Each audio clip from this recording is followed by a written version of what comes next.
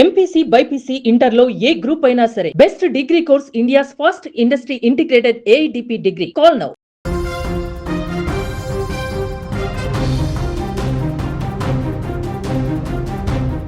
తెలుగు రాష్ట్రాల ప్రజలకు వాతావరణ శాఖ కీలక హెచ్చరిక జారీ చేసింది.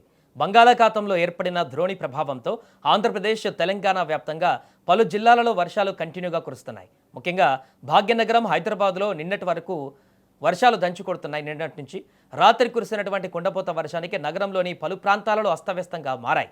ఈ వర్షాల తీవ్రత ఈ నెల 27వ తేదీ వరకు కొనసాగే అవకాశం ఉందని వాతావరణ శాఖ వెల్లడించింది. ఉరుములు, మెరుపులతో పాటు గంటకు 40 నుంచి 50 కిలోమీటర్ల వేగంతో ఈదురుగాలులు వీచే అవకాశం ఉందని కూడా హెచ్చరించింది. తెలుగు రాష్ట్రాలలో వాతావరణం ఒక్కసారిగా మారిపోయింది. బంగాళాఖాతంలో ఏర్పడిన ఉపరితల ద్రోణి మరియు తేమగాలుల ప్రభావంతో ఆంధ్రప్రదేశ్, తెలంగాణ రాష్ట్రాలలో విస్తారంగా వర్షాలు కురుస్తున్నాయి. పలు జిల్లాలలో ఉదయం నుంచే వాతావరణము మబ్బుపట్టి ఎడతెరిపి లేకుండా చినుకులు పడుతున్నాయి. కొన్ని ప్రాంతాలలో ఆకస్మికంగా కుండపోత వర్షము కురుస్తుండటంతో వాగులు, వంకలు ఉప్పొంగి ప్రవహిస్తున్నాయి. వర్షాల దాటికి లోతట్టు ప్రాంతాలు జలమయమయ్యాయి. ఇక హైదరాబాద్ నగరాన్ని నిన్నటి నుంచి వర్షం ముంచెత్తింది. ముఖ్యంగా నిన్న రాత్రి కురిసిన భారీ వర్షానికి నగరంలోని ప్రధాన రహదారులన్నీ జలమయమయ్యాయి. అమీర్పేట్, పంజాగుట్ట, కుకట్పల్లి, ఎల్బీ నగర్, దిల్సుఖ్ నగర్, సికింద్రాబాద్ లాంటి ప్రాంతాలలో కిలోమీటర్ల మేర ట్రాఫిక్ నిలిచిపోయింది. వాహనదారులు తీవ్ర అవస్థలు పడ్డారు.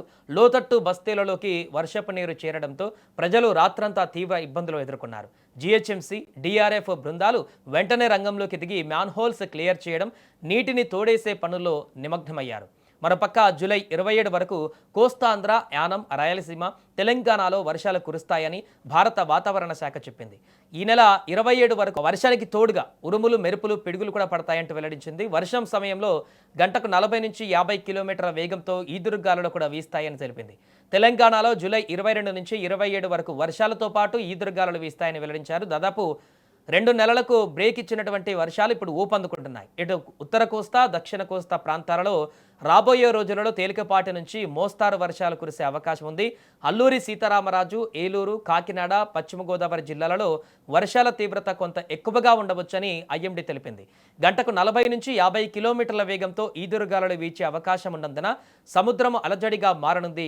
ఈ నేపథ్యంలో మత్స్యకారులు వేటకు వెళ్లకూడదని వాతావరణ శాఖ స్పష్టం చేసింది. ఇవాళ రేపు బంగాళాఖాతంలో అల్పపీడనం ఏర్పడే అవకాశం ఉందని అంచనా వేసింది. వర్షాకాలం ఈ సీజన్లో మంచిర్యాల జిల్లాలోని పలు ప్రాంతాలలో అతి భారీ వర్షపాతం నమోదైంది. పెద్దపల్లి, ములుగు, కొమరంభీం, ఆసిఫాబాద్, జయశంకర్, భూపాలపల్లి, భద్రాద్రి కొత్తగూడెం, జగిత్యాల జిల్లాలలోనూ వానలు కుమ్మేశాయి. ఇక మంచిర్యాల జిల్లాలోని జనకాపూర్, కోటపల్లి, తాండూరు ప్రాంతాలలో 12 సెంటీమీటర్లకు పైగా వర్షం కురిసింది.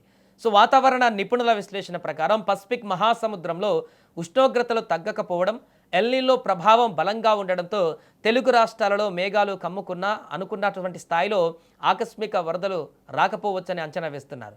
సో ఏడాది ఋతుపవనాల కాలం ప్రధానంగా తేలికపాటి మోస్తారు జల్లులతోనే సాగే అవకాశం కనిపిస్తుండటంతో ఖరీఫ్ పంటల సాగు కోసం రైతులు ప్రత్యామ్నాయ సాగునీటి మార్గాలపై దృష్టి సారించాలని నిపుణులు సూచిస్తున్నారు. వర్షాలు ఇప్పటికే అనుకున్న స్థాయిలో పడకపోవడంతో రైతాంగం ఆందోళన వ్యక్తం చేస్తుంది. మరి ముఖ్యంగా తెలుగు ప్రాంతాలు ఇప్పటి వరకు భారీ వర్షాలు లేక తీవ్రంగా ప్రభావితమయ్యాయి. ఇప్పుడు కురుస్తున్న భారీ వర్షాలు కాస్త ఉపశమనం కలిగిస్తున్నా పంటకు సరిపడా వర్షాలు కురవడం లేదంటూ రైతులు ఆవేదన వ్యక్తం చేస్తున్నారు.